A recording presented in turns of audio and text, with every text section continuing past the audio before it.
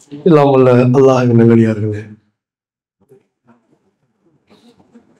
ஒட்டுமொத்த உலகமும் பார்த்து கொண்டிருக்கக்கூடிய காசாவுடைய இனப்படுகொலை என்பது நாம் எல்லாம் அறிந்த செய்திதான். ஆரம்பத்தில் காசாவை பற்றி நாம் பேசிய, அதை பற்றி சிந்திக்கும் பொழுது நமக்கு எழுந்த உணர்வுகள் தற்பொழுது கரைந்து கொண்டே வருவதை நாம் பார்க்கிறோம். காசாவை பொறுத்த வரைக்கும் அந்த மக்களுடைய மரண ஓலங்களோ, பசியால் வாடக்கூடிய அந்த மக்களுடைய வலியோ வேதனையோ எதுவுமே இன்னும் குறைந்து விடவில்லை. அந்த மக்கள் இன்றைக்கும் பசியால் வாடிக்கொண்டிருக்கிறார்கள். அந்த மக்கள் இன்றைக்கும் உயிருக்கு போராடி கொண்டிருக்கிறார்கள். அந்த மக்கள் இன்றைக்கும் தங்களுடைய மானத்தை காப்பாற்றிக் கொள்ள ஆடைகளை போர்த்தி கொண்டுதான் அந்த பெண்கள் உறங்குகிறார்கள். எப்பொழுது மௌத்து வரும் தெரியாது, எப்படி சின்ன பின்னப்படுத்துவான் என்பது தெரியாது, இஸ்ரேலுடைய அந்த கோரப்பிடியிலிருந்து எப்படி காத்துக்கொள்வது என்பது தெரியாது என்ற சூழலில் தான் அந்த மக்கள் இருக்கிறார்கள். இப்படியாக இருக்கக்கூடிய இந்த சூழலில் ஒரு சின்ன ஒரு ஆறுதலான செய்தி என்னவென்று சொன்னால், எப்போதுமே ஒரு இனப்படுகொலை நிகழ்ந்து விட்ட பிறகு சில ஆண்டுகளுக்கு பிறகு ஒரு அறிக்கை வரும், இது இனப்படுகொலை தான் அப்படின்னு அறிக்கை வரும். ஆனால் இப்பொழுது இந்த காசாவுடைய பலஸ்தீன மக்களுடைய சூழலில் என்னவென்று சொன்னால், பலஸ்தீன மக்கள் மீது இனப்படுகொலை நடத்தப்பட்டு கொண்டிருக்கக்கூடிய இதே காலகட்டத்திலேயே ஐநா சபை அறிவித்திருக்கிறது, இது இனப்படுகொலை தான். இனப்படுகொலைக்காக 5 காரணங்கள் சொல்லப்படுகிறது. அந்த 5 காரணங்களில் 4 கொடுமையான காரணங்களையும் இந்த இஸ்ரேல் என்ற அரக்கன் செய்திருக்கிறான் என்று சொல்லி ஐநாவுடைய சபை, மனித உரிமைகள் சபை அந்த இடத்துல போட்டு உடைத்திருக்கிறார்கள். பலஸ்தீனத்தை தனி நாடாக அறிவிக்க வேண்டும் என்று ஓட்டெடுப்பு நடத்தி அதில் 142 நாடுகள் அதற்கு ஆதரவாக, ஆச்சரியம், இந்தியாவும் அதற்கு ஆதரவாக கொடுத்திருக்குது. அந்த அடிப்படையில் 142 நாடுகள் ஆதரவாக கொடுத்து பலஸ்தீனத்தை தனியாக அறிவிக்க வேண்டும் என்று சொல்லி இன்றைக்கு பேசி இருக்கிறார்கள். இதுல கவனிக்க வேண்டிய விஷயம் தெரியுமா? 5 விஷயம் சொல்றாங்கல்ல, இந்த காரியங்கள்லாம் செஞ்சாங்கன்னா அது இனப்படுகொலை என்று சொல்லி. அதுல ஒண்ணு என்ன, அதாவது அந்த மக்களை, குறிப்பிட்ட இனத்து மக்களை அவர்களை டார்கெட் பண்ணி கொலை பண்ணான்னு வைங்க. ஒரு முஸ்லிமா இருக்கிறான், ஒரு யூதனா இருக்கிறான், டார்கெட் பண்ணி கொலை பண்ணான்னு சொன்னா அது இனப்படுகொலை. அவர்களை பசியும் பட்டினியுமாக அவர்களை மன உளைச்சலுக்கு ஆளாக்குவது, இப்படியாக டார்கெட் பண்ணான்னா இது இனப்படுகொலை. அவர்களுடைய சந்ததிகளை அவங்கள என்ன செய்யறான், வளர விடாமல், சந்ததி இனப்பெருக்கத்துக்கு அவங்களுக்கு இடம் விடாமல் அவங்கள கொடுமைப்படுத்துறாங்கன்னா இது ஒரு படுகொலை என்று சொல்லி ஒண்ணா வச்சிருக்கான் தராதரம். அதுல குறிப்பா நம்ம கவனிக்க வேண்டியது, இது இனப்படுகொலை தான் என்று அந்த மனித உரிமைகள் ஆணையம் சொல்லுது, ஐநாவுடைய மனித உரிமை ஆணையம்.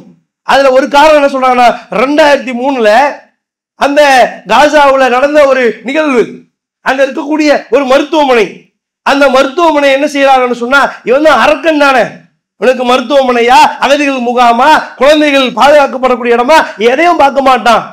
மனித வெறி பிடித்த மிருகம் இந்த இஸ்ரேல் என்ன செய்வான், எங்க இருந்தாலும் குண்டை போட்டு அடிக்கிறது தான். அத குறிப்பா என்ன செய்யறான்னா, இந்த மருத்துவமனையை முற்றுகையிடுகிறார்கள்.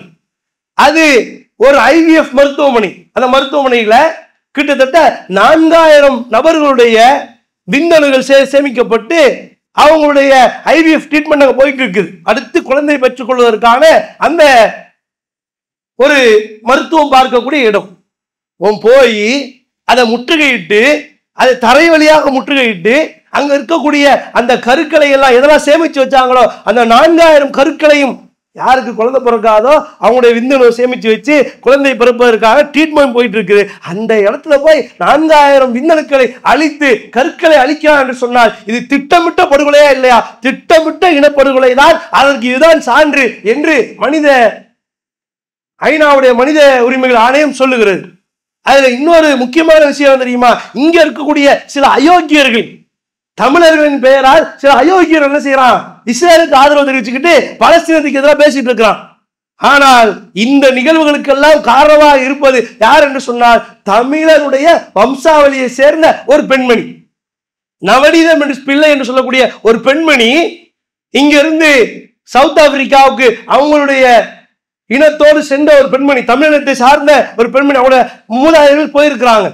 அங்க இருக்கக்கூடிய இனப்படுகொலையெல்லாம் பார்த்து விட்டு அந்த அம்மா என்ன செய்யறாங்க, இதற்கு எதிராக நாம் களம் காண வேண்டும் என்று இதே போல இலங்கையுடைய படுகொலையின் பொழுது அந்த அம்மா தான் என்ன செஞ்சாங்க, அது ஒரு இனப்படுகொலை என்பதை அறிவிப்பதற்கு அவங்க காரணமா இருந்தாங்க.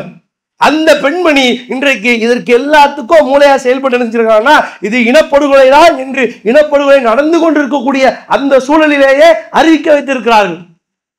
இப்ப இது இஸ்ரேலுக்கு என்ன பாதிப்பை ஏற்படுத்தும்? எல்லாம் ஓகே தான், இனப்படுகொலை தெரியாதா, தெரிஞ்சுதான் செய்யறான், குழந்தைய சாகடிக்கிறான், நேற்று பிறந்த குழந்தை இன்னைக்கு இருக்க மாட்டேங்குது, நசுங்கி சாகுது, மூளை வெடிச்சு சாகுது, எல்லாம் பார்க்கிறோம், இனப்படுகொலை தான். என்ன ஏற்படுத்தும், இஸ்ரேலுக்கு என்ன பாதிப்பு ஏற்படுத்தும் என்று சொன்னால் வல்லுநர்கள் சொல்லுகிறார்கள் சில அழுத்தத்தை ஏற்படுத்தும்.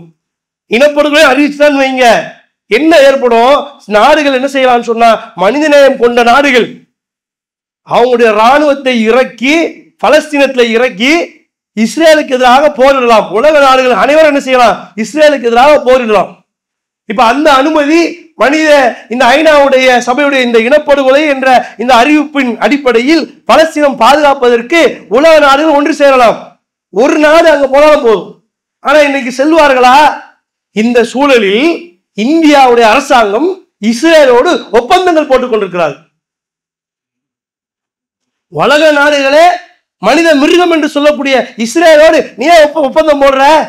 அப்ப இதுல நமக்கு இன்னொரு ஆதரவான செய்தி என்னன்னு சொன்னா, தமிழக முதல்வர் நேத்தைக்கு சொல்லியிருக்கிறார், பெரும்பாலும் மக்களால் பேசப்படாமல் போயிட்டு இருந்த நிகழ்வுல காசா பாதுகாக்கப்பட வேண்டும், அந்த மக்களுடைய உரிமை பாதுகாக்கப்பட வேண்டும் என்று தமிழக முதல்வர் அறிவித்திருக்கிறார்கள். அவர்களுக்கு ஒரே ஒரு செய்தி நாம் சொல்றோம், என்ன தெரியுமா? நீங்க அறிவிச்சத்தோடு இல்லாம அறிவிச்சிட்டீங்க, மனசு சந்தோஷமா இருக்குது. ஆனா அங்க அந்த போர்க்களங்கள், அந்த மனித உயிர் கொடுக்கக்கூடிய அந்த மிருகங்கள் அவர்கள் அன்னைக்கு நிறுத்தப்படணுமே. அந்த மக்களும் சுவாச காற்றை, சுதந்திர காற்றை அவர்கள் சுவாசிக்க வேண்டுமே. அதற்காக தமிழக முதல்வருக்கு நாங்கள் வைக்கக்கூடிய கோரிக்கை என்னன்னு சொன்னா, நீங்கள் ஒரு அடையாள போராட்டத்தை நடத்துங்க, நீங்க மக்கள் சக்தியை திரட்டுங்க. நீங்கள் திரட்டுனா அது கண்டிப்பாக உலக அளவில் பேசப்படும் என்று நாங்கள் நம்புகிறோம். அப்ப அதை நீங்க செய்யுங்க, அறிக்கையோடு நிப்பாட்டாதீங்க. உங்களுக்கு இருக்கக்கூடிய சக்தி, ஏன்னா இன்னைக்கு ஸ்டாலின் அப்படின்னு சொன்னா இன்னைக்கு இந்திய அரசியல்ல மிகப்பெரிய ஒரு தலைவராக பார்க்கப்படுகிறார், அந்த ஒரு மரியாதை உங்களுக்கு இருக்கிறது. அப்ப நாங்கள் ஒரு கோரிக்கை வைக்கிறோம், நீங்கள் என்ன செய்யுங்க, மக்களை திரட்டுங்கள், பலஸ்தீனத்துக்கு எதிராக மொத்த தமிழகத்தையும் திரட்டி ஒரு போராட்டத்தை நடத்துங்கள். உலகத்தில் பேசும் பொருளாக அந்த போராட்டம் மாற வேண்டும். அதன் மூலமாக இறைவன் அதை கொண்டு என்ன செய்யணும், அந்த மக்களுக்கு ஒரு விடுவை தர வேண்டும் என்று பிரார்த்தித்து இந்த உரையை நிறைவு செய்கின்றேன். வாஹிர் தாவானா அல்ஹம்துலில்லாஹி ரப்பில் ஆலமீன்.